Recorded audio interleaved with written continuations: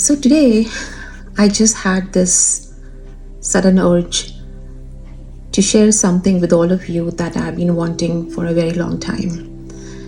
And I think today is just the right day. बस हो गया अब, वापस आ जाओ. Maybe you have walked a similar path. Maybe you've had this stirring before.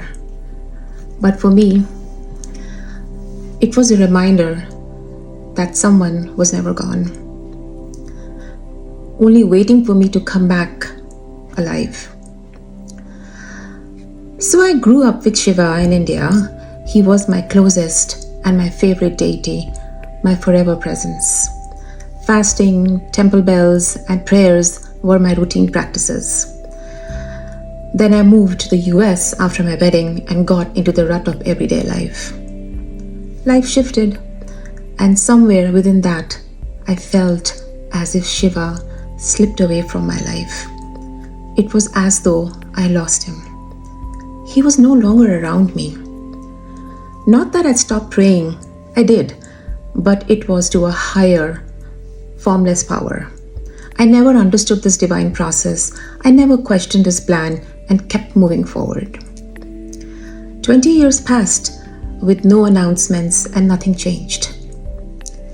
But last year, something shifted.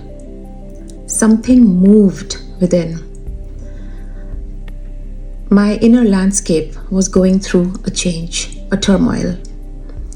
An inner churning, a fierce and relentless tide began that I could feel it in my bones.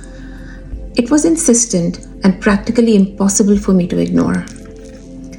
It was a silent unrest, very unsettling. Again, this was beyond my comprehension. It was very confusing for me. Did he invoke himself? Was Shiva calling me again? Was it a summons? How my plan to Kashi came about is still an unsolved mystery. I have no answers, I have no explanations whatsoever. The decision had already been made, and I was only trying to recognize the unknown.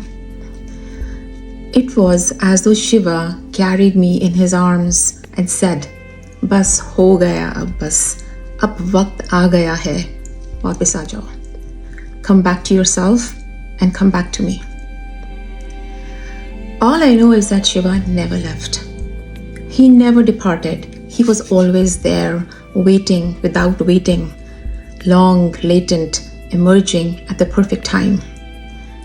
He received me with utmost love and unexplainable stillness. I did not have to apologize or even explain. I was living my truth.